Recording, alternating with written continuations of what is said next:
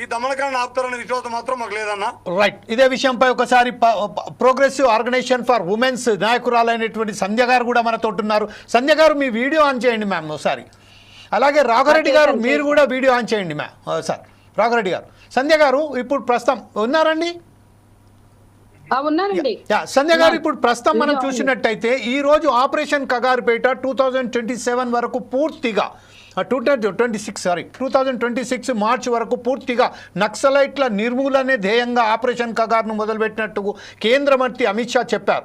ఈ విషయంలోనే ఈరోజు మనం చూసినప్పటి ఆపరేషన్ కగార్ మొదలుపెట్టిన చెల్లి అనేక మంది కార్యకర్తలను కానీ మహిళలను కానీ నాయకులను కానీ ఎవరిని చూడకుండా వచ్చిన వారిని వచ్చినట్టుగా చంపేస్తున్నారు, లేకపోతే వారిని భయానో ఏదో చేసి వాళ్ళని దొంగ తీసుకుంటున్నారు. ఈ నేపథ్యంలోనూ శవాలను గుర్తుపట్టే పట్టనంత విధంగా మార్చి వారి శవాలను అప్పగించడానికి కూడా వారు వెనకాడుతున్నారు, పోలీసులు కానీ ప్రభుత్వాలు కానీ. ఈ విషయంపై మీరు ఎలా యాజ్ ఎ POW నాయకురాలిగా మీరేమంటారండి? POW నాయకురాలిగా, ఒక విప్లవ పార్టీతో కలిసి పనిచేస్తున్న కార్యకర్తగా నేను చెప్పదలుచుకుంది ఒకటే, ఆపరేషన్ కగారు ప్రారంభించినప్పటి నుంచి కూడా ప్రజా సంఘాలుగా మేము వ్యతిరేకిస్తున్నాం. 2024 జనవరిలో ప్రకటించినప్పటి నుంచి దాన్ని ప్రజల మీద రుద్దిన తీరు, ఆదివాసీల మీద, అమాయకులైన ఆదివాసీల మీద పాపం పుణ్యం ప్రపంచ మార్గం ఎరగని ఆదివాసీల మీద సాగుతున్న దమనకాండను వ్యతిరేకిస్తున్నాం. ముఖ్యంగా ఈ సంవత్సరం చాలా పెద్ద ఎత్తున దాడులు జరుగుతున్నాయి, మనం చూస్తున్నాం. గత 3 నెలలుగా ఎంతమంది నాయకుల్ని పొట్టన పెట్టుకున్నారో, బలి తీసుకున్నారో మనం చూస్తున్నాం. ఆఖరికి మావోయిస్టు అగ్రనేత నంబాల కేశవరావుని చంపిన తీరు, ఆయనతో పాటు 27 మందిని చంపిన తీరు, ఆయనకు ముందు కూడా పెద్ద నాయకుల్ని చంపిన తీరు, ఆ తర్వాత కొనసాగిస్తున్నటువంటి దమనకాండ, చలం సుధాకర్ గారు వీరితో పాటు ఆదిలాబాద్ సంబంధించినటువంటి కామ్రేడ్ని, అట్లా ఇప్పుడు నిన్నగాక మొన్న గాజర్ల రవి అలియాస్ గణేష్ చర్చల ప్రతినిధి, ఇవాళ చర్చల ప్రతినిధులు అందరినీ చంపారు. ఒక్క అమర్ తప్ప ఇంకెవరు చర్చల ప్రతినిధులు మిగల. అంటే ఇంతమందిని రియాజ్ తో మొదలుపెట్టి రామకృష్ణ గారు చనిపోయారు, ఆయనను వెంటాడి ఎన్నోసార్లు చంపడానికి ప్రయత్నించారు, ఆయన అనారోగ్యంతో చనిపోయారు. ఆ తర్వాత చలపతిని గాని గణేష్ ని గాని, అంటే ఈ ప్రభుత్వాలు శాంతి చర్చలు చేస్తాం లేదా మావోయిస్టులతో చర్చలు చేస్తామని చర్చల ప్రతినిధులను చంపిన తీరు మనం రియాజ్ అప్పటి నుంచి కూడా చూస్తున్నాం.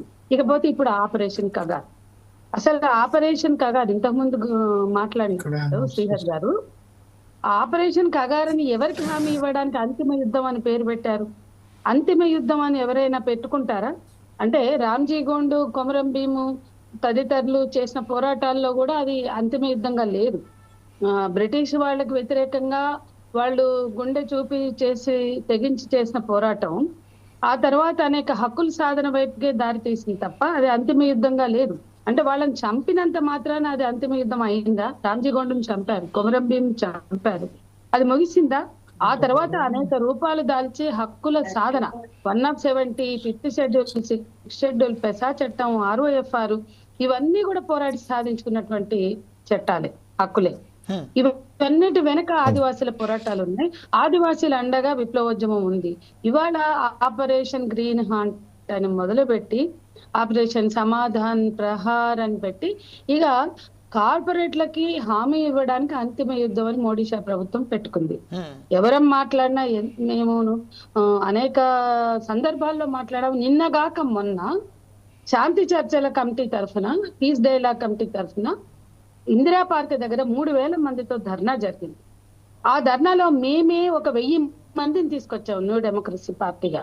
ఎక్కువ భాగం కదిలించి అందరినీ కలుపుకున్నాం. శాంతి చర్చలు అనే పేరుతో చాలా మంది ఉన్నప్పటికీ ఫీల్డ్ మీదకి దిగి ఒక్క రోజులో పర్మిషన్ తెచ్చి పోలీసులు కన్విన్స్ చేసి పర్మిషన్ తెచ్చి ఇందిరా పార్క్ దగ్గర చేసినటువంటి ఆ ధర్నా 1000 మందిని మేము ఇతర జిల్లాల నుంచి కూడా తీసుకొచ్చి చేసాము.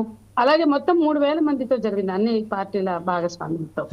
దాంట్లో మేధావులు ఉన్నారు, పీస్ కమిటీ సభ్యులు ఉన్నారు. ఇంత మందిని కలుపుకుని, అంటే ఎన్డీఏ భాగస్వామ్య పక్షాలు మినహా మిగతా అందరూ కూడా ఈ ప్రాసెస్ లో, ఈ ప్రక్రియలో పాల్గొంటున్నారు. మీరు ఇందిరా పార్క్ దగ్గర జరిగిన ధర్నా చూస్తే మీకు అర్థమవుతుంది. కాంగ్రెస్ ఉంది, బీఆర్ఎస్ ఉంది, దాదాపు కాంగ్రెస్ బీఆర్ఎస్ అగ్రనేతల్ని కూడా కమిటీ సభ్యులు కలిసి మీరు రావాలి ఈ ఉద్యమంలో, మీ వాయిస్ వినిపించడం, అప్పుడప్పుడు స్టేట్మెంట్ ఇవ్వడం కాదు, భాగస్వాములు కావాలి అంటే సరే వాళ్ళు జన సమీకరణ చేయకపోయినప్పటికీ కనీసం వాళ్ళు వచ్చి వాళ్ళు గొంతు విప్పారు. అంటే దానికి ఉన్న ప్రాధాన్యతని మనం గుర్తు చేయాల్సిన అవసరం ఉంది. అంటే ఎన్డీఏ మినహా మిగతా రాజకీయ పార్టీలు సైతం తమ గొంతును విప్పి ఆ బహిరంగ సభలో మాట్లాడారు వచ్చి. సంధ్య గారు ఒక్క విషయం ఏంటండి, చర్చల ప్రతిపాదన సంధ్య గారు ఒకే విషయం ఏంటండి, గత 2004లో ఎప్పుడైతే సిటిజన్స్ కన్సల్ట్ కమిటీ అని ఏదైతే ఏర్పాటు చేశారో అప్పుడు ఒక చర్చలు ఒక బ్రహ్మాండమైన దిశలో వెళ్ళాయి. కానీ ఈరోజు పీస్ డైలాగ్ కమిటీని, శాంతి చర్చల కమిటీ నిర్వహించినప్పటికీ ఎన్డీఏ ప్రభుత్వం ఇంత మొండి వైఖరిగా వ్యవహరిస్తున్నది. అంటే కేవలం ఎన్డీఏ అంటే ఒక కూటమిలో భాగంగా కదా, వారందరూ దాంట్లో చంద్రబాబు నాయుడుకి సంబంధించిన పార్టీ కానివ్వండి, లేకుంటే జనసేన కానివ్వండి, లేకుంటే నితీష్ కుమార్కి సంబంధించిన పార్టీ కానీ అనేక పార్టీలు ఉన్నాయి. ఆ పార్టీలలో ఎందుకు ఈరోజు వారు కూడా ఎందుకు ఈ సమయంలో వారి బీజేపీని వ్యతిరేకించలేకపోతున్నాయి, శాంతి జరపాలని ఎందుకు వారి బీజేపీని ఎందుకు ఒత్తిడి చేయలేకపోతున్నాయి? అవునండి, పాలక పక్షాలుగా ఉన్న కాంగ్రెస్ బీఆర్ఎస్ లాంటి వాళ్ళు కూడా ఈ రోజు శాంతిని కోరుకుంటూ చర్చలు జరపాలని కోరుతున్నారు.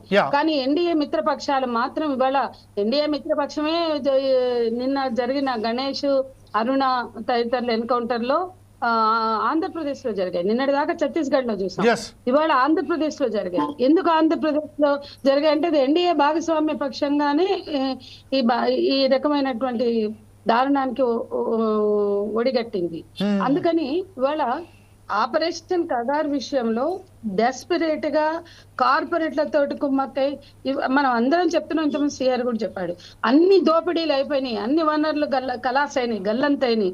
ఇక మిగిలింది ఆదివాసీల కాళ్ళ కింద ఉన్న భూమి, ఆ భూమి కింద ఉన్న వనరులు, ఆ వనరుల దోపిడీయే లక్ష్యంగా ఆపరేషన్ కగార్ అయినా ఆపరేషన్ సింధూర్ అయినా ఇవన్నీ కూడా వనరుల మీద ఆధిపత్యం కోసం, వనరుల దోపిడీ కోసం అని చెప్తూనే ఉన్నాం మనం. ఏ యుద్ధం అయినా అది ప్రజల కోసం కాదు, హక్కుల పరిరక్షణ కోసం కాదు. ఏ యుద్ధం పాలకులు చేసినా ఆయుధాలు అమ్ముకోవడానికి, కార్పొరేట్ దోపిడీని కొనసాగించడానికి, వనరుల మీద పెత్తనం, రిసోర్సెస్ మీద ఆధిపత్యం, ఇదే ప్రధానమైనటువంటి లక్ష్యం ఉంది. మిస్ వరల్డ్ వరకు కూడా పాలకులు, కార్పొరేట్ల లక్ష్యం మార్కెట్ల విస్తరణ, వనరుల దోపిడీ. మనం రాఘరెడ్డి గారి దగ్గరికి వెళ్దాం ఒకసారి. రాఘరెడ్డి గారు, ఒక్క నిమిషం అండి, రాఘరెడ్డి గారి దగ్గరికి వెళ్ళిన తర్వాత